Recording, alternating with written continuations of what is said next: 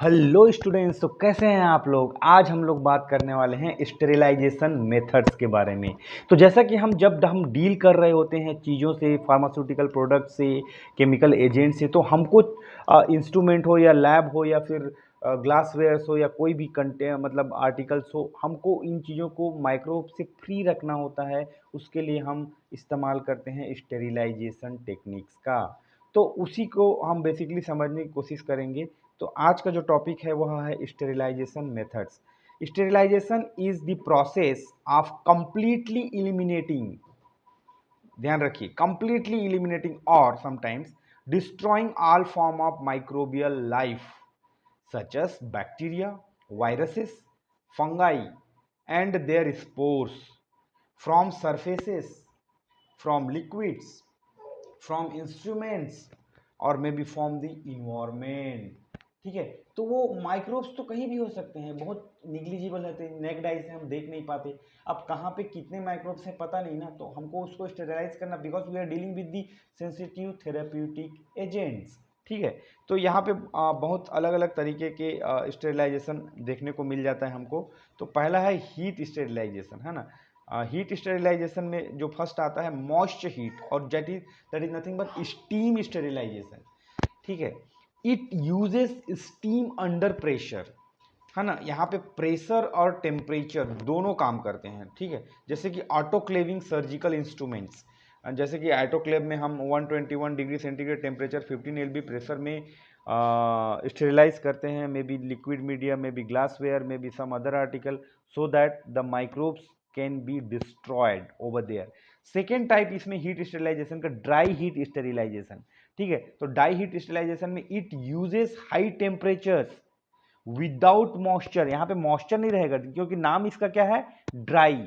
तो यहाँ पे कोई मतलब स्टीम वगैरह नहीं रहेगा। ठीक है, for example hot air oven for glasswares, तो आपने किया होगा माइक्रोबायोलॉजी में, तो यहाँ पे वही चीज़ों को लिखना है once again.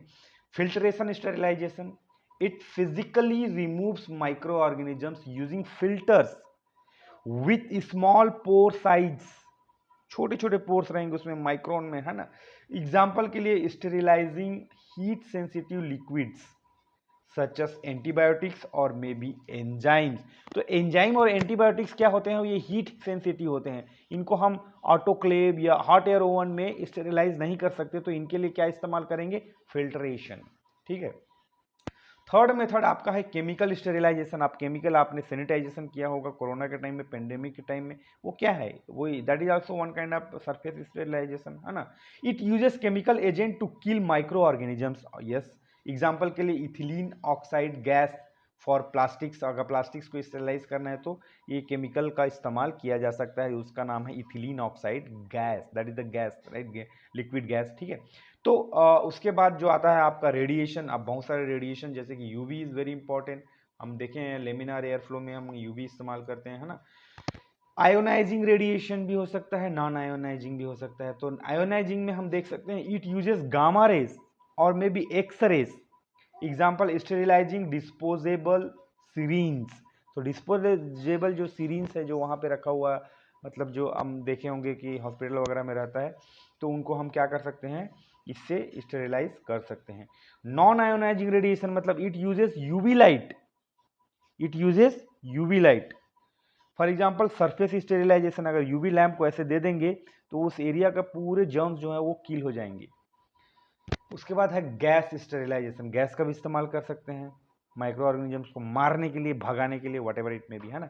It uses gases such as ethylene oxide, जैसे कि ऊपर भी मैंने आपको बता चुका हूं, in sealed chambers. Sealed chamber में इथिलीन ऑक्साइड्स को डाल देंगे तो वो क्या हो जाएगा, ऑक्सीडाइज हो जाएगा, मतलब स्टेरिलाइज हो जाएगा, माइक्रो ऑर्गेनिजम्स वहां से क्या हो जाएंगे, मर जाएंगे। ठीक है, उदाहरण के लिए आप देख सकते हैं स्टेरिलाइजिंग कैथर्स और एंडोस्कोप्स को जब हम स्टेरिलाइज करते हैं तो क्या हो जाता है, वो गैस स्टेरिलाइजेशन के एग्जाम्पल में आता है।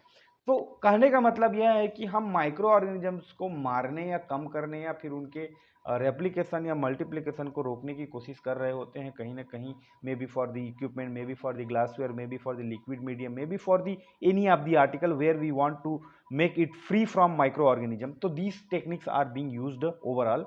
These notes will be available in Telegram channel. Link I will give you in the description box. So by clicking the link, you can download it as a PDF form. If you want, you can prepare your own notes by adding some more information, or you can read directly from these notes, or you can elaborate in exam based on the marks. Thank you. Bye bye.